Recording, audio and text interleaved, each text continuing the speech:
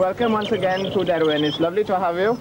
I understand that you've been around a few of these studs this week as usual, and I thought that we'd do something a little bit different this year and show you that our cobs aren't only things pretty to look at, but also useful. And I'm going to ask that one or two of you now come along and try the gambo with Ivan, my brother, and see what a good ride you'll get out of the old gambo. Who is the volunteer? Where's Laurie here? Laurie, come on, Laurie. Come on, Laurie. Look, here's the guy on the side. Get on there, I think, Laurie.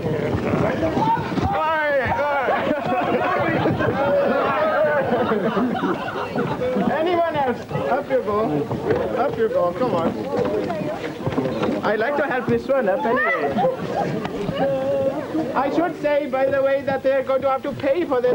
It's £1 a trip round Pennant.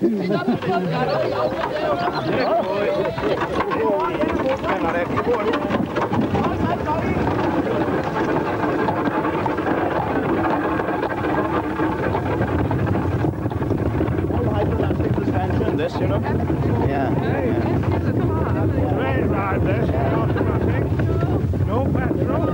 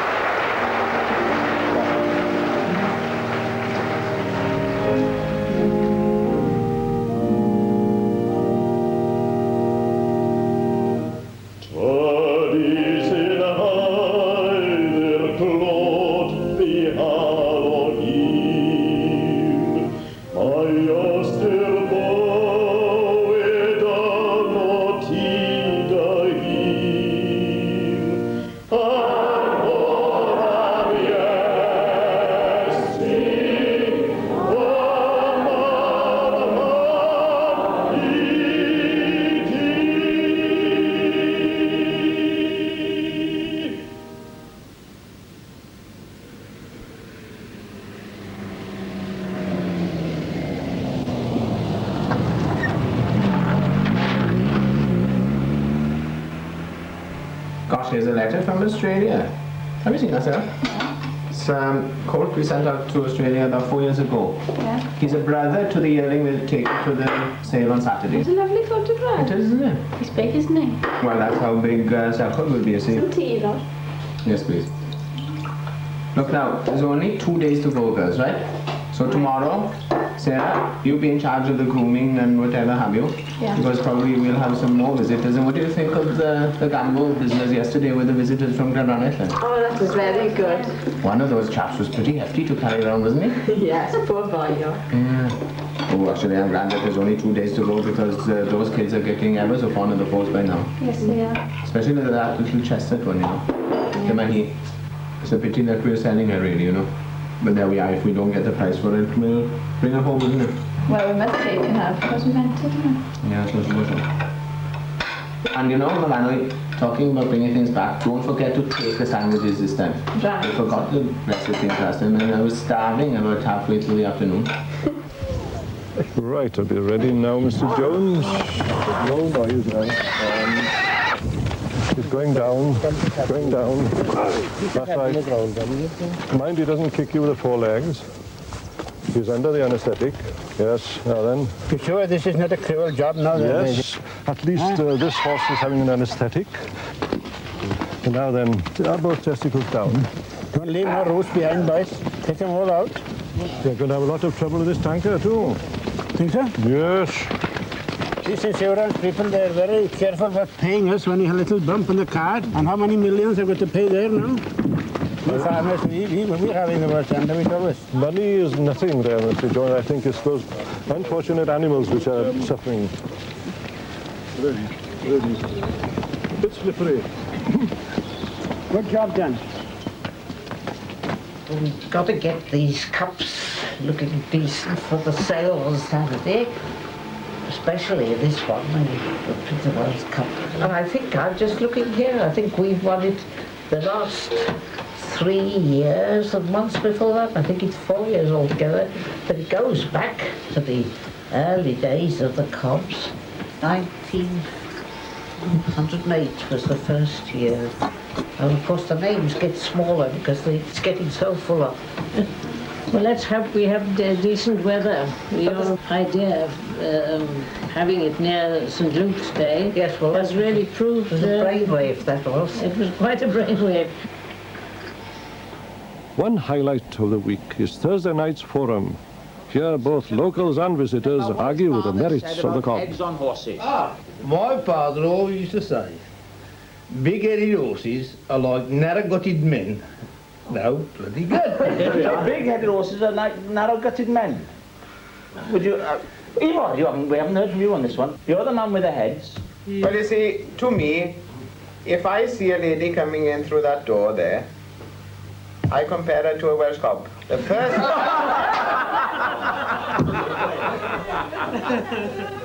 True, yes. I'm looking across the room here now at a lady in the corner over there. Now, she's got a lovely face, and I'll guarantee you that she's got a lovely body and legs as well.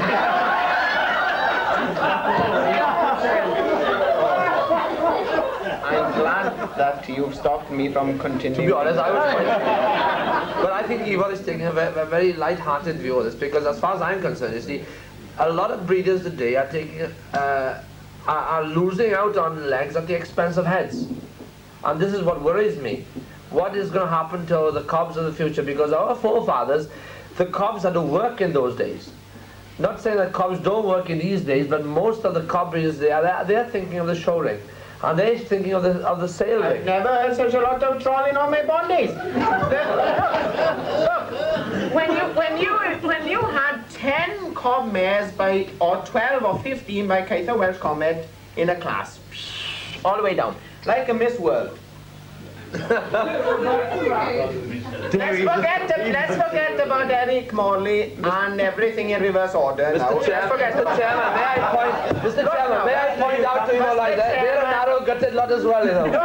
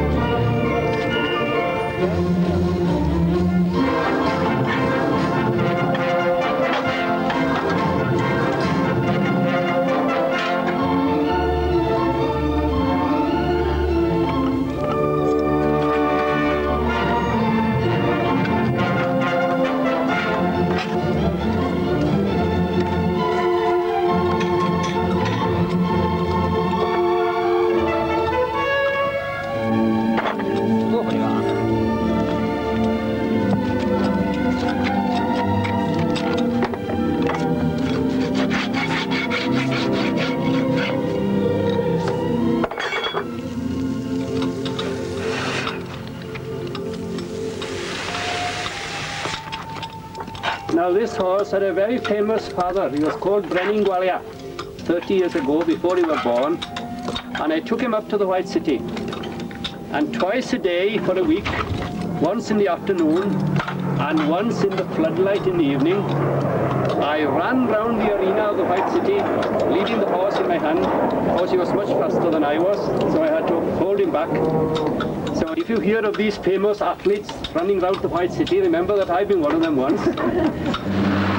Team. Cobner's retirement follows those of Gareth Edwards, Gerald Davis and Phil Bennett so far this season. Off the West Wales coast, the remaining oil on board the crippled Greek tanker Christos Vitas will be pumped off by the weekend. The salvage company then hope they'll be able to tow her into Falmouth or Milford Haven. So far, 26,000 tons of oil have been pumped off her onto other tankers lying alongside, and more oil has been washed up on the coastline, affecting seabirds and seals. You're not so bad, are you? Not as bad as the others. This one may need another vitamin injection, say, in about a week. Fair enough. He's still here anyway. Well, I should hope he is. Okay.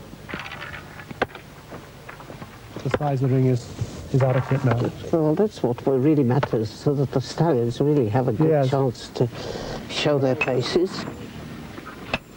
If it is wet, there's a certain amount of shelter. Well, about the weather, I don't know. I think the grass is going up.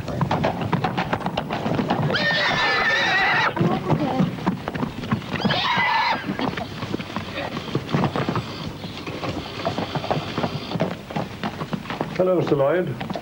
I'm looking at the X-ray of your horse's knee here, and it's in perfectly good order. There is no damage, permanent damage whatsoever there. You can sell the horse, you can ride it, you've got a sound animal. How many sales have you had at Blenwell? 15. 15 sales? Yes. What are the prospects for tomorrow? Well, I feel it's going to be a very interesting sale. Yeah. I think for the best animals, we may see some record-breaking prices. People aren't prepared to pay enough for the good animal. They're forever saying, oh, people won't sell their best animals. How can you expect people to sell their best animals when they won't pay the prices? I mean, we say... Put high reserves on or something? No, I think that then would spoil the thing altogether. I think But at the same time, there are still not too many first-rate animals. We've got to get the feeling over that if people are prepared to pay the top prices, that they'll get the top animals. You see, I don't want to see the very best animals go out of the country here. But what you mentioned, when you mentioned these second-raters, you would get that in everything.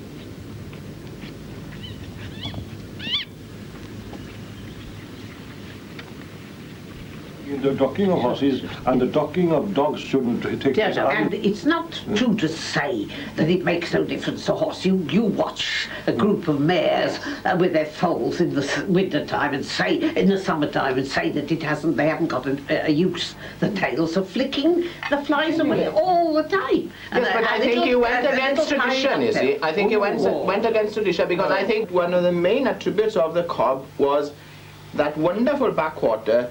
And this tail had been docked not for fun, but to show off this backwater. But today, the old tail spreads all over the place, and it spoils your view of the backwater. Why take away his beauty? I think so. I think so. He's very old-fashioned. Well, I am old-fashioned. I don't mind admitting it.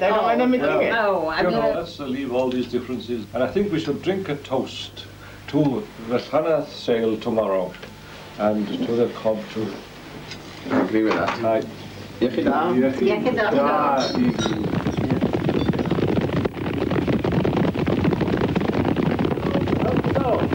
I'm selling up 180 guineas to all finish. Done. You're better somewhere. Mae'n mynd beth. No, dim mewn a hun o, David? Come on. Dyna ymlaen, dim mynd i heli ymlaen. Dwi'n gweld. Bye-bye.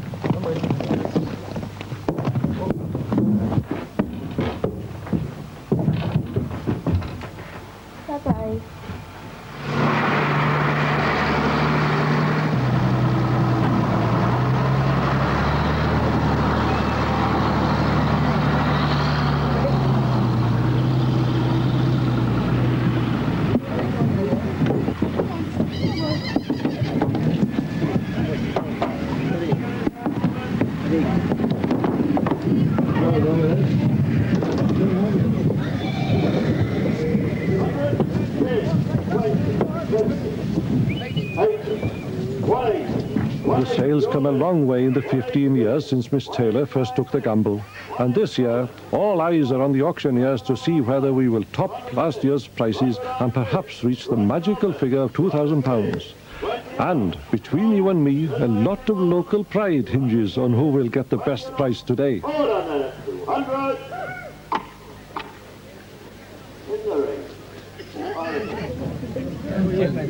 Yes. In Wellington, telephone. Oh, Wellington, yeah. Remember that? Wellington College comes to Oscar.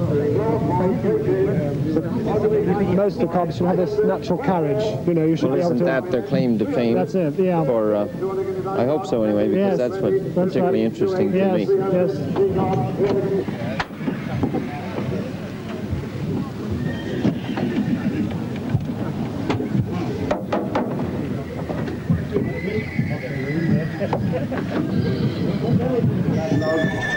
By David, by the Brennan sire, a top quality young colt here, and with some super bloodlines as you can see.